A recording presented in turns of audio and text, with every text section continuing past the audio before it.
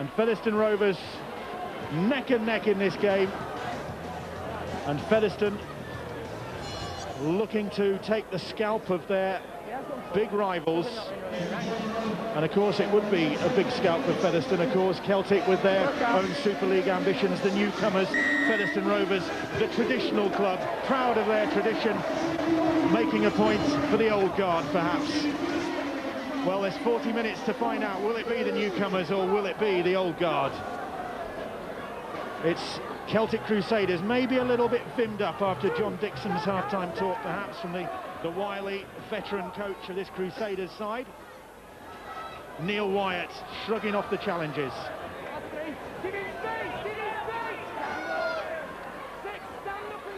Webster spoons the ball up. It's Darren Mapp plays the ball. Jace Van Dijk, Wyatt again, Wyatt, strong run from Wyatt, looking for some support, finding it from Webster. Webster has Lennon outside him. This is a statement of intent from this Celtic side, and Webster was held back there, and the referee eventually deciding that that's a penalty. Well, you know, again, you'd have to consider, is this a sin-binning incident? It's an opportunity to score. Saxton was lucky not to be sent to the sin bin. You can see he's clearly pulled back here. Look, pulls him almost to the ground. Well, they go the other side now. Dalcourt taking on Wayne Price, and Wayne Price sticking to his man well there. Looked as though for a moment Dalcourt was just going to motor over him. But this is a positive start to the second half from this Celtic Crusader side, and Blackwood very close to a second try there. Plays the ball. Mapp. Jordan James is tackled. Webster, Jace Van Dijk, Wyatt, Duggan. Good tackle it was from Andy Kane. Jace Van Dijk stabs a little kick in. That's a great try from Damien Quinn. Read that one superbly. No hesitation this time from the referee, and that is what you call a positive start, and that will satisfy the coach a lot more than what he saw in the first 40 minutes. Wow, they've come out of the traps in the second half. Well, it's perfect, isn't it, from a Crusader point of view? They scored just before half-time, and now they're going to score straight away after it. Quinn gets the bounce he wants on this occasion. In the first house, it went up and over his head, but Jace Van Dijk stays it in. On the third bounce, it comes up very, very kindly for Quinn. Underneath the post, here's the break by them. You know, Neil Wyatt has always run strongly, offloads the ball, then of course onto Webster, who is eventually held back by Andy Kane. Probably doesn't really need to do that, does he? He's never going to be outpaced by Webster. And then of course in that sort of position, having defended so well for 4 tackles, it's a superb kick in and almost undefendable. Lennon from bang in front of the posts. Succeeds with the conversion attempt, and 18-14 the scoreline in favour of the Celtic Crusaders. The lead changing hands again. And all that's come from is the direct running of the forwards, wasn't it? Getting the Featherstone players going back, hitting the players, just running one-on-one, winning the floor, coming up with a big play, and Damien Quinn just following up that ball there and scoring under the sticks. Well, that's pleased the crowd here. Big crowd at the Brewery Field as well. Over 6,000 in the ground for this one. Double the attendance they got for the corresponding, well, for the Millennium Magic Eve fixture last season against Oldham. That's a good restart, and that's caused all sorts of problems. And a foot on the line from Darren Mapp. And that's taken the wind out of the sails. It's a brilliant kick-off here, isn't it? Very difficult to deal with. The touch judge is there to see that his foot is on the dead ball line here, and he takes this one in there. Almost saved it. And Featherstone needed that, otherwise within 2 minutes, 10 points scored by their opponents, and they needed to get themselves back into this contest. Houston takes the ball up. Now it's with Scott Wilson in off his wing. He's tackled by Aaron Summers. Hanforth, Jamie Field again. He's worked his socks off so far tonight for his side, Jamie Field. Little step from Loz Wildboar coming back in field. Wildboar plays the ball. Here's Hanforth once more. Hanforth pops it up for Dickens on the charge, but met by the Celtic Crusaders defence. Dickens to his feet to play that ball. Kane, that's a great ball. Finding Blakeway, that'll be the turnover. Well, we said it very often in the first half. I'm going to say it again here now. Celtic's defence on their own line is very, very impressive. It's well organised. It has the right level of determination. The players get up and away from the try line. They buy themselves a little bit of land because they know the man with the ball might land forward, and he'll be still in the field of play. Celtic now with some work to do to get out of their own danger area. I wonder if this is going to be another one of these Celtic moments where they just have a little burst of enthusiasm and energy and turn it all on, and then they go back into their shells. Well, Featherstone can have something to say about that with the means of defending. They've hit up hard here, but they haven't stopped the ball, and Quinn now gets them up onto the 20-metre line. If they can't go forward, they've gone wide against a very compressed Featherstone defence. You see the wingers at times, or the centres, the closest, widest men out defending are 15 and 20 metres away from the sideline. Webster directing operations. Oh, Jordan James had to stretch back for that one. And that's the 5th tackle. Well, I wonder what was said at half-time. What the coaches had to say to their sides. Let's find out from Ben Pro. John Dixon in that Celtic Crusaders dressing room was most upset about the possession that they were squandering in that first half, Bill. He reckons they completed just 2 out of the first 9. And obviously with that try from Damien Quinn, they've put that right first things in this second half. As for David Howes, well, he asked for more of the same from his troops during the break. He said they'd had the field position and the possession, they just needed to take their opportunities, but he was aware that Celtic have shown danger when they have the ball, as proved with that try from Quinn. Well, Featherstone threatening now on the back of that penalty. Jamie Fields. That's one. Stand, move, come on the 20-metre line, plays the ball. Out, Dickens once more had Houston on his shoulder. That's 2, let's get his hands out. So on the back of that try, Celtic have had to do some defending. That's Straight 3. from the restart, really, when they made a hash of gathering that ball, they have been under He pressure. hands off the ball. Swinson. Hanford. Kane now, little step from Kane, gets it back to Hanford. Hanford puts the crossfield kick in. Blackwood has the height, has he? No, Price has the ball. Great take from Wayne Price. He'd have backed Blackwood there, but it was Price that got it. Hanford, there's a hand in there, and it's back with Jordan James. Should that be a penalty? Well, is it a deliberate knock-on, perchance? Well, I don't think you'll see that he can realistically go for the interception there. The ball's knocked down. The rules in Rugby League say deliberate knock-on should be a penalty anyway. I don't think they'll mind with the scrum because it means they'll have an even better opportunity to attack here. Plenty of space for the backs. He got caught in no man's land there, and he'd probably fell if he didn't knock that ball down. Stuart Dickens was in under the sticks. Well, they could be in here because they're threatening once more, and Scott Wilson doing well to get away from danger there. A little winger still going, Wilson. There's not a lot of him. Eventually driven back. Sniping run, and Gavin Swinson is in. Swinson taking advantage of some slack defence from the Celtic Crusaders. And Gavin Swinson back in the side after 6 months out, gets his first try of the season. Well, they tested, they've probed and moved the ball from side to side. Here's the knockdown there from Jordan James. And from the scrum situation, well, they almost went a little bit too ambitious with the ball out wide to the winger. Scott Wilson did well, he got close to the line. And sometimes in rugby league, you just need somebody to get up, play the ball quickly, roll your sleeves up and work hard to get to the line. Swinson does that. He bounces out of the first couple of tackles, and by twisting in the tackle and keeping those legs pumping, it gets him just over the line, despite the efforts from Neil Wyatt. You can trace this all the way back, though, to the kick-off restart, having had conceded that try and the sickening try in which they were scored so early in the second half. So Dickens with his conversion attempt. And he's missed with that one, I think. Just shaving the wrong side of the post, but Celtic scored an early try. Featherstone came right back at them. Second half, Celtic get an early try. Featherstone come right back. You're not going to shake this Rovers side off that easily. No, you're not, Bill, and John Dixon will be very upset there. There was 3 players there in shot, all that could have tackled Joe McLaughlin, but that was just sheer grit, determination to dive over the ball and spin out of them tackles, wasn't it, Bill? Come on. That's one. Nip and tuck then here, 18 points apiece.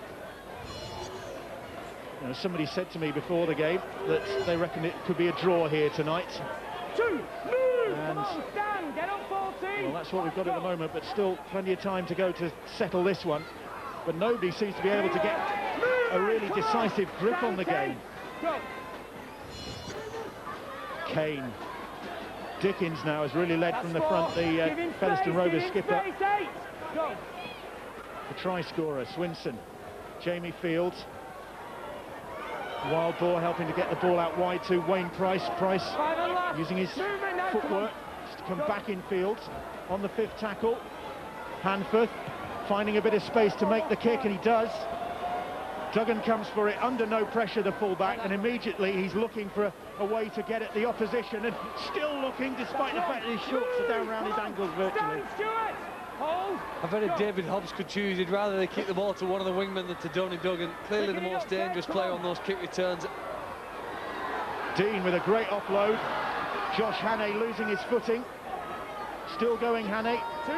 Eventually put to the ground by Wayne McHugh. Oh, that was high from field. And Robert Hicks suggesting it was on the shoulder. Well, he had a good view of it.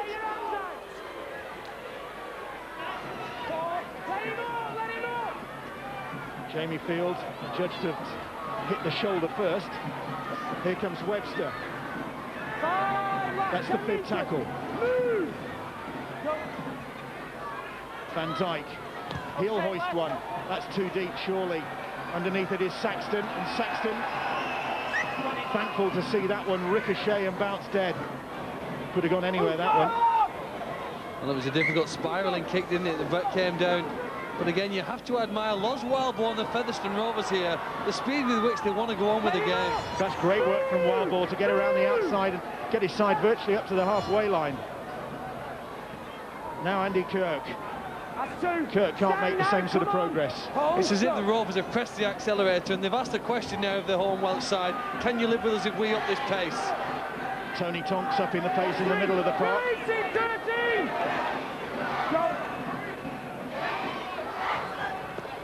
Kane. Back in field to Blakeway. Blakeway is tackled by Neil Wyatt. Hanforth goes right and then left. Finds Sean Hesketh, who's just off the bench, to join the action. That's the 5th tackle. Hesketh plays the ball. They come down the short side. Little grubber kick, and that'll be picked up by Josh Hannay. He didn't play at it. Play on, says the referee. Hannay making a few more yards. He could be penalised for that. Well, it's hard to be critical of too many things that Featherstone have done tonight, but I think when it comes to the last play, perhaps David Hobbs would look to see if they could be a little more dangerous with their kick options. Okay, they've run in on a couple of occasions and it hasn't come off. You can't criticise them for that, but when they have kicked the ball, they haven't really troubled the home side that much. They're going wide again. Mark Dalcourt, and Dalcourt has gone inside. He's looking for some support. He does find it straight up the middle with Damien Quinn. Quinn back for Duggan. Duggan under the sticks. That's Celtic Crusaders. Classic for rugby league. It started in their own half with Mark Dalcourt, and it eventually ended in the hands of Tony Duggan, top try scorer in the country in 2006 and 2007, and on target again with this one. Well, so similar to what we saw at the end of the first half. The ball kicked into Hannay, takes the ball from the corner. Well, the one thing about the Celtic Crusaders, they may be outplayed in the middle of the field, but with the speed and skill that they have, they will always be a threat. Dalcourt makes the break upfield, keeps the ball back inside, and you have to admire Featherstone's determination to get back. Great effort from Saxton, but Duggan is there on the inside, and that one extra man in support makes all the difference at this stage on the field. As Dalcourt pumps upfield, throws the ball over the top to Quinn. He knows he won't make the line, but he spots Duggan on the inside, flicks the ball to him, and he's mightily relieved to put it down. Lennon lands that conversion, 24-18 in favour of the Celtic Crusaders. Can they defend a lead? That's the next question. They haven't managed to so far tonight. You can bet your bottom dollar that Featherstone Rovers are going to come roaring back at them once again. What they've got to do, Bill, they've got to concentrate for this kick-off. The amount of times you see errors from the team that just scored, but there you've got to credit Damien Quinn. He looked up, he seen there was a gap out wide, he come up with the long play, and then he backed up the middle to set up the try. Well, they've gone for another bobbling restart, which does cause a little bit of confusion among the Celtic defenders. Eventually, it's Quinn who gets a hold of it, I think. Hands outside, come on, mate. And here's Neil Wyatt. Two, come on, stand. So Celtic in the lead once more.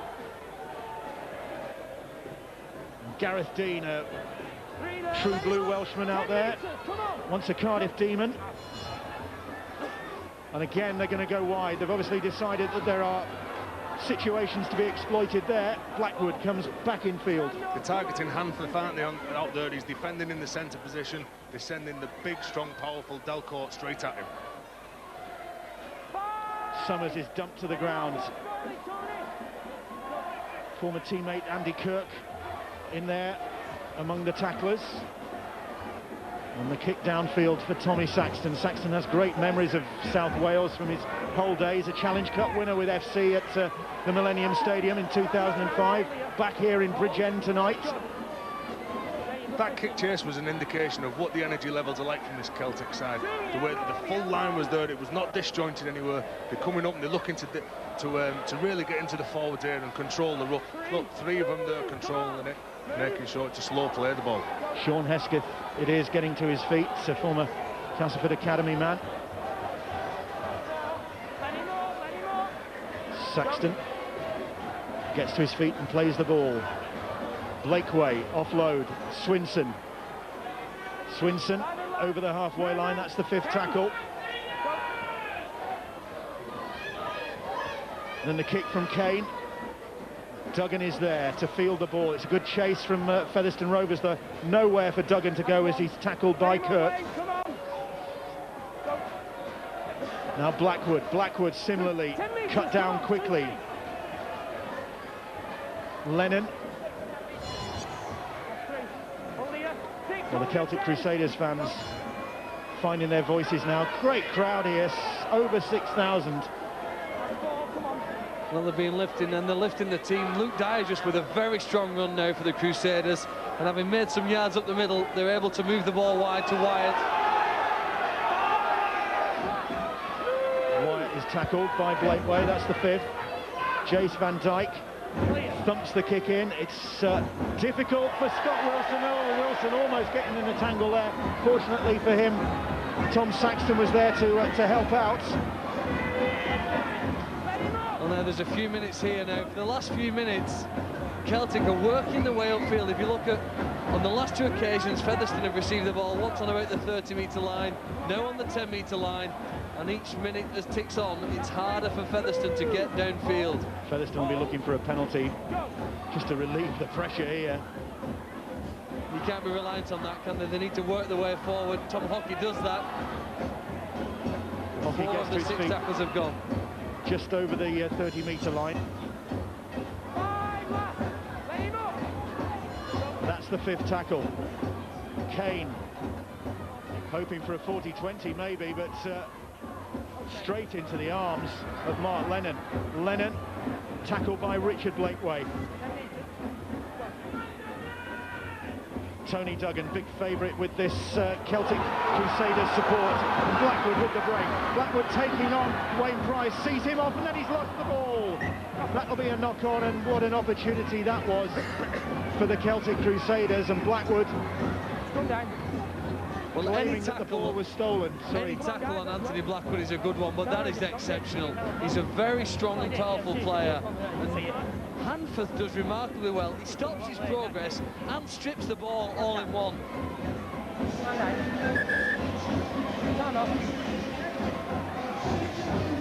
They're big and strong down that left-hand side, aren't they? But you talk about that they're looking for a relieving penalty. Just look here.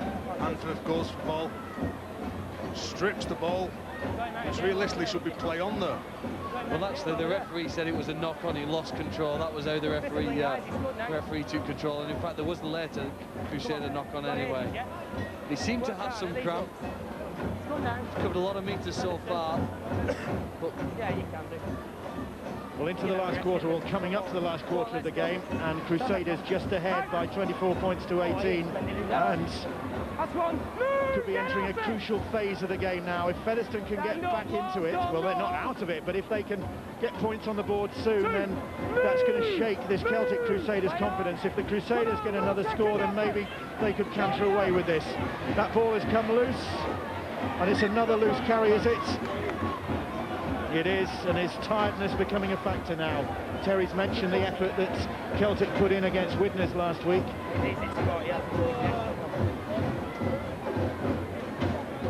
So Crusaders will get the ball back, at the feet at the scrum, just inside their own half. Let him go. Wyatt from the base of the scrum. 10 metres, come on! Tackled by Blakeway. Go.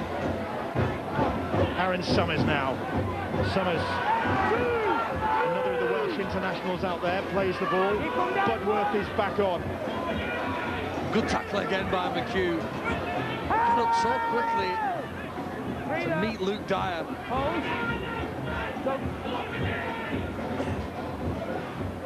Gareth Dean again.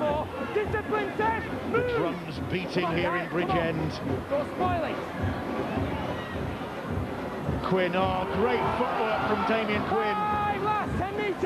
Quick play the ball, but it's on the last. And what will Jace Van Dijk do now? Stabs the kick in. That's surely too strong. Oh no, Price has to put that one dead at the second attempt.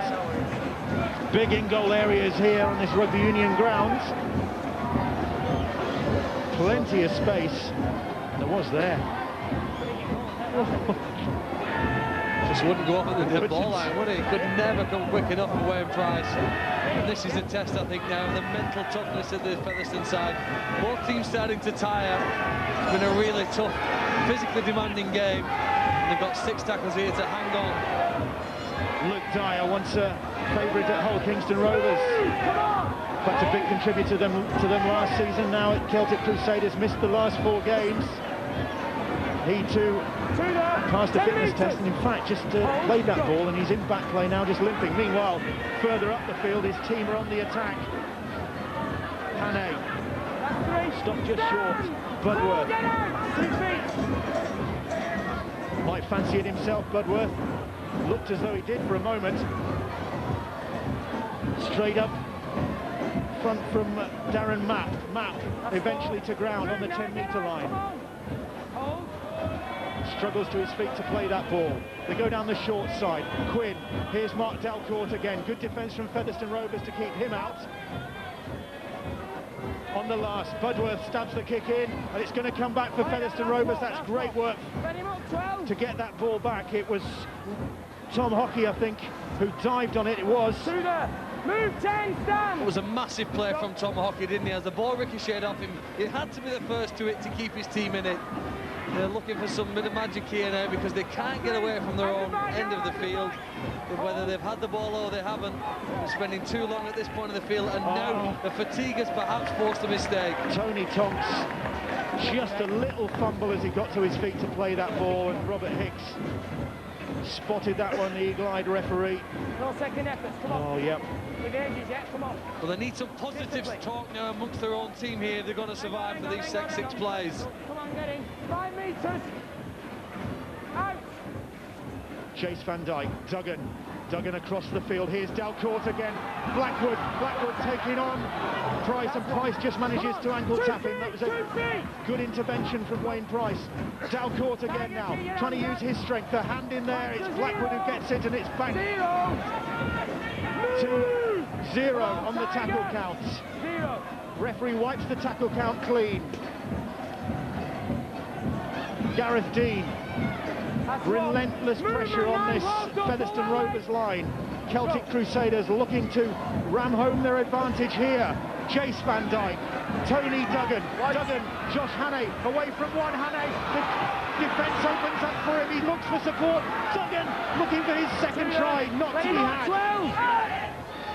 Good defence from Blakeway. Chase Van Dijk. Oh, and a mistake.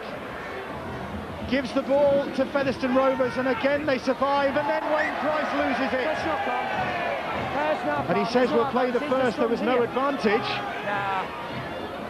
Well, I'll tell Is you that what, not an advantage? Featherstone will be No, I beg your pardon. very Beg happy your with pardon. this. No, he's given them head and feet eventually to Celtic. John Dixon looking a bit bemused there for a moment.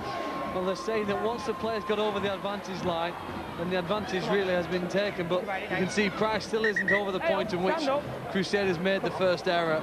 The referee's put the scrum down on the 10-metre line. It's Featherstone's head and feet, I beg your pardon. But Tell you what though, the last 7 minutes of the Celtic's defensive effort has been amazing, and I thought it was about to really build up and create the try for them. If Celtic want to get back in this game, they've got to control this set, haven't they, fellas? Because they've already been under the cosh. They've defended really well their own line. They've been putting them under pressure, and that's probably what they need to raise their energy levels up. And there's the penalty that Featherstone Rovers were desperately hoping for to get them out of deep in their own half, where they seem to have spent about the last 10 minutes. Interference at the play of the ball. Guys, come on. Well, think about it. Come on. Jamie Fields driven back into his own half. Come on. Hold. Go. So Featherstone have withstood the onslaught. Can they now put some pressure on this Celtic defence? Stand. Celtic were really probing left and right and up the middle. Let him up. Don't put your hands in. Tommy Hockey plays the ball. Hanford. Kane now. Kane. Wild ball. Hesketh.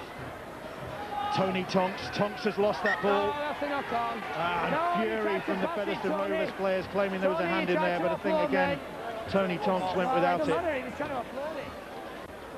Well, the referee's adamant that he's trying to offload it. I can't see that he's trying to get his arms free to offload here. Maybe the one out the back there. Well, to be fair, it was a Jordan bit harsh, James wasn't was it? having a go early on, and it was a bit harsh. I don't think he was looking for the offload there. I think Tonks, who come up with the previous 2 errors, was just looking at really knocking that set of 6 out, getting the energy levels back up for Featherstone. Keep talking about energy levels, but it's so difficult when you're defending constantly and in the wrestle, like trying to put big blokes down all the time. Picking it up 11. 24-18.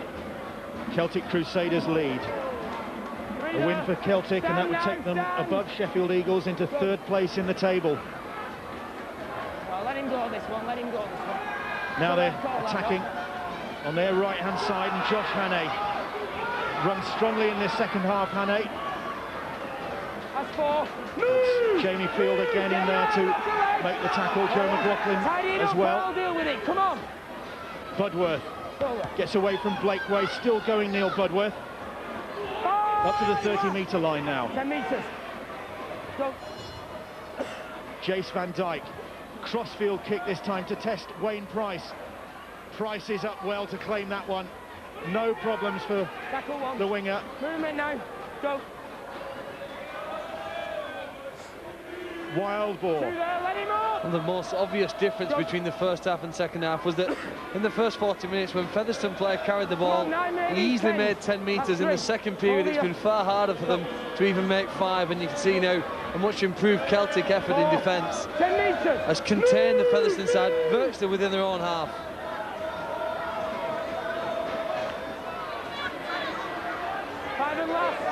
Just inside their own half, that's the 5th tackle.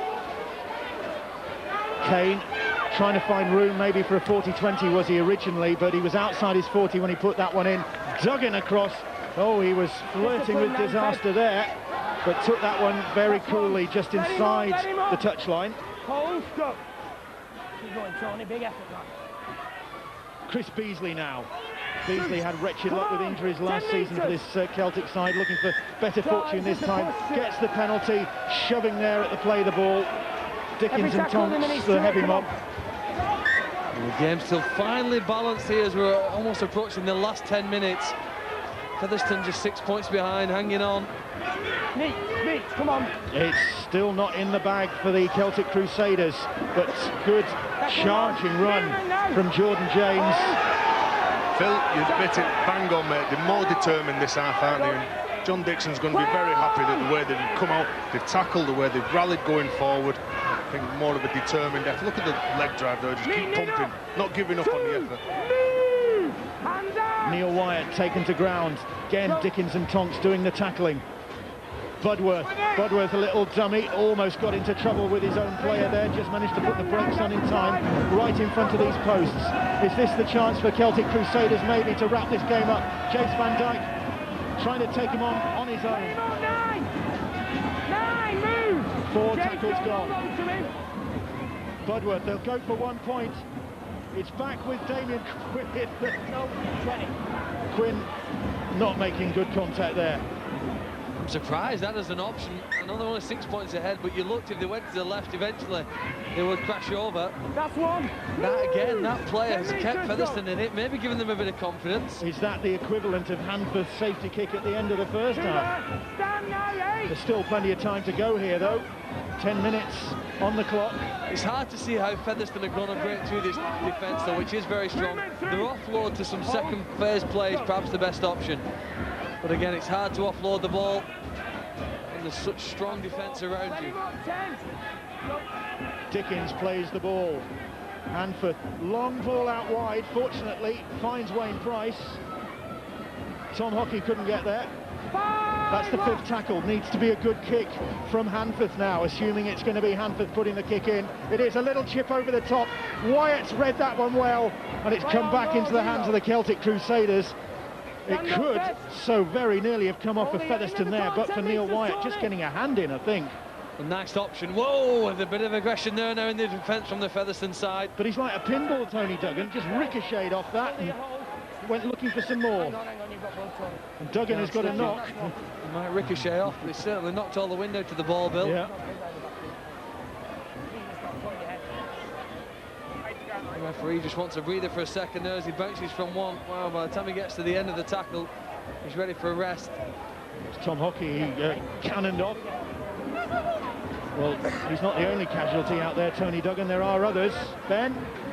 That's right, Bill. Paul Hanforth has a touch of cramp out there. His movement is a little bit restricted as he put that kick in, and the word from the bench is that he may struggle to complete this game.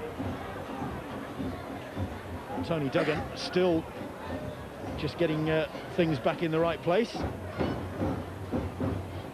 And there's also a Featherstone player, yeah. Third bit of blood coming out of Tony Tonks' head there. Looks like it. Who does this break-in play favour, Terry? Probably see how Featherstone react to this now. Obviously they can set the defence to see if they can get up off the line in the perfect field position to try and force the error around it, depending how the speed of the line is. But as well, Jace Van Dijk marshalling his troops again. Look at the shape that they have off the ball, Phil. They seem to be really well drilled side, aren't they? And he's never shut up, although he's not talking now, Jace Van Dijk. He's never shut up marshalling his troops along with Damien Quinn this evening. Well, eventually Robert Hicks restarts play after everybody's been patched up. Duggan's got his breath back.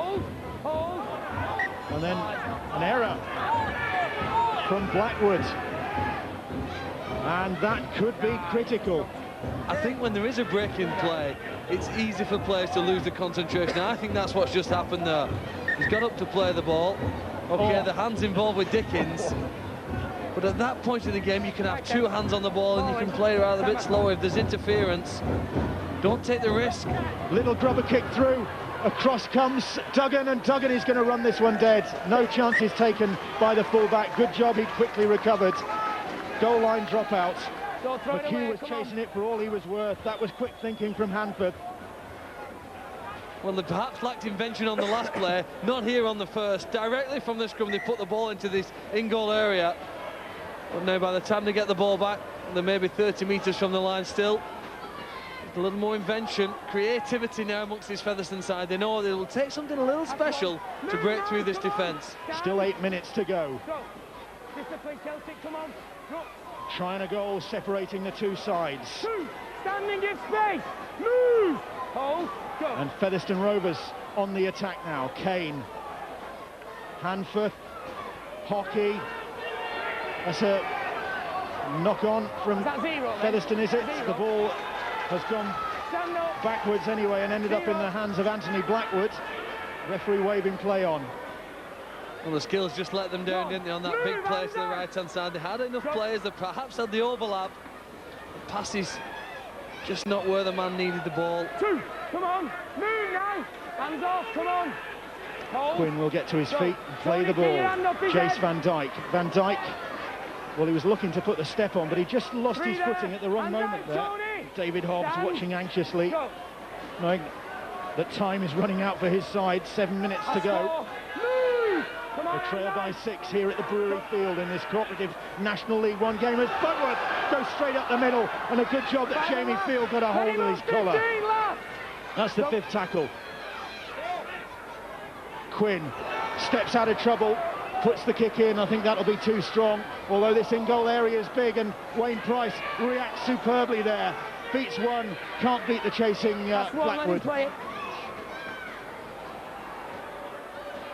Wild Boar again, he's shown up well as Los Wild Boars come off the bench. They've still got some pace out there. McHugh, try scorer in the first half for Featherstone Rovers. They could do with another one from him. 3 tackles gone in this set of 6. They're still inside their own 40. Here is Stuart Dickens. The 40-20, if you could pull it off, would be a great play here now. Both wingers are still up for Celtic. Well, Hanforth, no, I thought for a moment he was just hanging back inside his own 40, but then he stepped over the line, and now they're really in no man's land on the halfway line. A little stab kick, and that's a nothing kick from Joe McLaughlin, but to be fair to him, there was nothing else on. Well, if you put the ball into a position where you can contest to get it back, you have a better option than what you do here, in which the clock continues to tick until the referee stops it there. Your opponents get a breather, and invariably they get the ball from the scrum. As Ben mentioned, Hanforth is struggling with cramp, and in fact he's having to leave the field now. That's why there's the hold-up, and I think that Gavin Swinson will be coming back on for Featherstone Rovers. I've got left side. So Swinson, another one of their try scorers, already in this game. But it's Celtic Crusaders in possession and in the lead at the moment. As we head towards the last 5 minutes of this game, Terry. There's been a bit of a difference in the teams, the way the forwards have played out for Featherstone, and you can't knock them with the effort that they're putting in. But every time you see Stuart Dickens running up, he's on his own. If he breaks free or he gets his arm free, there's nobody with him. But you always see that out the back there, look at the numbers flooding around Aaron Summers as he takes the ball. If he gets his arm free, the offload's there. That's a penalty to Celtic Crusaders, and Joe McLaughlin, I think it was. Interference. And they'll just take the tap. And then Aaron Summers will tire this Featherstone Rovers defence out a bit more. He's taking the ball in at them. Budworth, surely there was obstruction there. There's a good break on here. It's the run from Darren Mack. The ball out wide, and Blackwood will get the try to seal this game, his second of the game. And eventually, Celtic Crusaders wrap this one up, or maybe that's a bit premature the way this game has seesawed, but Anthony Blackwood certainly thinks so. As he gets his 7th try of the season, the break from Darren Mapp, eventually Blackwood supporting. We've seen some real quality on show here tonight. Probably none better though than the try scorer in this instance. The penalties for interference, Summers does well, he's patient and he waits and correctly plays the ball. But then when the Celtic Crusaders break the line, the supporting play is there. Okay, he's held it up first, but eventually he finds the pass to Blackwood, who is where he needs to be in that position to score and clinch what has been a very hard-fought victory for this home side in a top-quality game of rugby league. There's the dummy at first by Mapp, not sure he can find the player, but eventually finds Blackwood, applauds him, himself, his teammates, and the rest of the supporters who've turned up here tonight to make this a special night. Resigned look from David Hobbs. His side really probably were the better in the second half. In the first half, the second half, Celtic have shaded it, and the scoreline obviously reflects that. As they say, Bill, game of 2 halves, isn't it? The way that Celtic have come out the second half, and you've got to credit Darren Mapp there. He didn't panic when he broke through. He waited for the plays to come up to the side of him. He tried to bounce off the fullback, and he was just aware, past the ball. Leonard fails with that conversion attempt. 28-18 the scoreline. And that's the biggest gap we've had all night between these two sides, 10 points.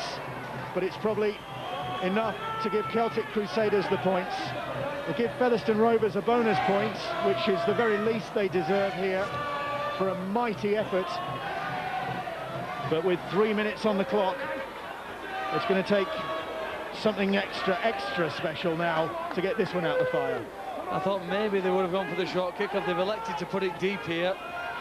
Not for a mistake, but I just wonder what impact that bonus point has here, whether it encourages the side to play defensively here now, rather than go to win the ball back and attempt to score again.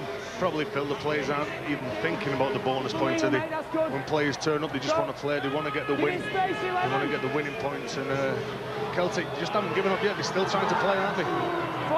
And they've had a lot of success down that left-hand side, haven't they, the Featherstone right. Blackwood and Delcourt are the go-to plays, the big, strong, aggressive outside backs, and what they try to do is get them on the small guys like Hanford, who's standing out wide. Come on, work out. Fifth tackle. Coming up to 2 minutes to go. Well, a crowd of 6,100 and something have had great entertainment here tonight. Stand up and let him play it good. And the fans who've come down for a bit of an appetizer ahead of Millennium Magic have certainly had their appetites whetted for what lies ahead at the Millennium Stadium. And John Dixon will be pretty satisfied with this performance. Keeps his side heading in the right direction in National League One, but it's certainly proving to be a lot tougher competition for the new boys in this competition. And Featherstone haven't given this one up yet.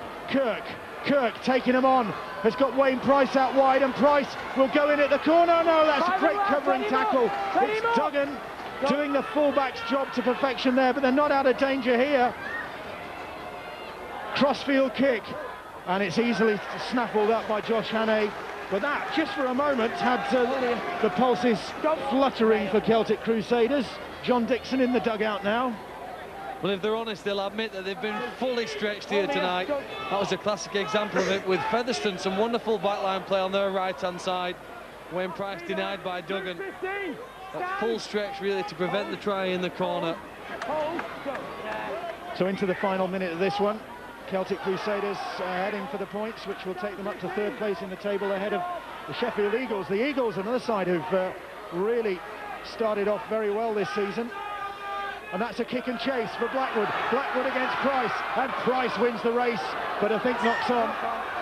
He does.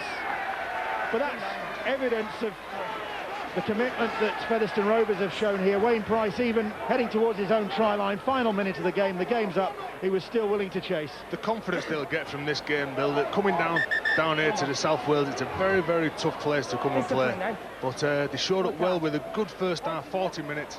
And again, in patches in the second half, they showed up very well. But just against the more gritty, determined Celtic side in the second half, they just had the class on the edges. Clock running down now, and Josh Hannay trying to get the ball wide to Lennon. He can't do that, but that's the final play of the game. The hooter sounds. Is that the hooter? Come down. Well, the referee wants to scrum to form. No, he's decided he'll call time.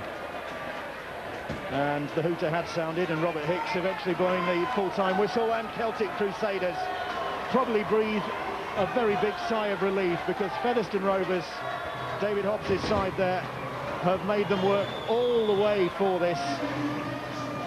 And it wasn't really until the last 15 minutes that, well, the last 5 minutes in fact, that Celtic Crusaders could breathe a little bit easier, because a great battle again. Well, if one of this weekend's achievements is to promote the game of rugby league in South Wales, this game has got it off to a flying start. Superb skill, superb commitment, and I suppose for the home fans the right result at the end, but the Featherstone side played a full part in what has been an exciting game of rugby league. And Celtic have shown that they can tough it out. They had a reputation last season for being a bit of a flash side, running in a lot of tries, but maybe seeing another side of them now. Yeah, I think ultimately their ability to score just before half-time and then directly after it was probably the difference between these two sides, and maybe that's an experience thing, maybe it's a mental thing more than a physical one. But Featherstone will probably look back and probably rue some missed opportunities. Well, it's the Celtic Crusaders who are celebrating here now from their coach, John Dixon. John, was patience the key to that victory? Yeah, it was, because we weren't too fluent today. There was we were loose first half, but it's patience is one aspect. I think it's determination and the stick and the work for one another that sort of got us some returns. So yeah, it was a hard-fought win. How important was the try just before the break from Anthony Blackwood? Yeah, that was really crucial, because we sort of come in and Featherstone dominated the first half, and with their possession, the field position, so they to come in and get a bite back just for half time gave us a lift coming out the second half, and we've capitalised that in the second half and gone away to win pretty well in the end. And in front of a crowd here, over 6,000, they made an awful lot of noise for you throughout the game. Is it nice to be home after a month on the road? Yeah, it is too. Actually, it's nice to be home with a bumper crowd. Over 6,000 people here today supporting the Crusaders, supporting rugby league in Wales. It's a fantastic thing. So, yeah, all good signs. Thanks very much, John. And Anthony Blackwood with us as well. Anthony, 2 tries for you, and both crucial, really. Yeah, we knew we had to score points against these because they come well at us well. But in the first half, we're just too like a completion, really. Just need to keep hold of the ball. But that one in the first half went to the video referee. That took you 14-12 at the break, and then the one that sealed it in the second half. Yeah, second half, Darren Mapp did outstanding. I maybe should have been there earlier on, but after he got bumped off a few, I made it to it. And you're champions of National League 2 last year. How have you found the transition to National League 1 in 2008?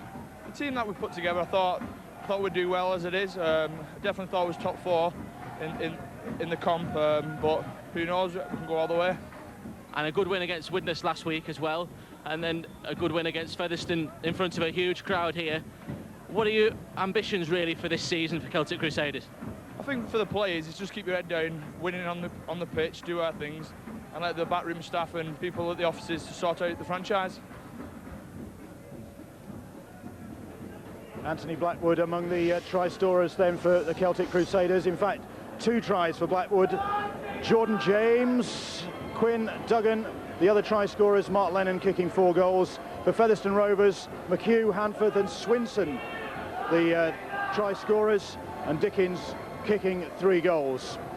And this is how that affects the National League 1 table. Salford City Reds still top, Halifax second place, Celtic Crusaders moving up to 3rd place, and Featherstone Rovers picking up the bonus point tonight. They go up to 6th place in the table, so they do get something for their efforts tonight. I wonder if that's enough for their coach, David Hobbs. Surely not after the effort they put in. He's with Ben now. David, was that a case of missed opportunities for Featherstone tonight? We didn't get too many opportunities in that second half. We came out after half-time and lost the momentum, and the game swung away from us, but I'm very pleased with the way the guys dug in there. It's been a tough old game, and we're disappointed. There's areas that we could have been better, but credit to Celtic. I think they moved the ball a little bit more freely than what we did. But a bonus point for your efforts as well? Yeah, I don't often like rewarding failure, but we'll accept the bonus point. But we were after the 3, not the 1. Thanks, David. You're welcome.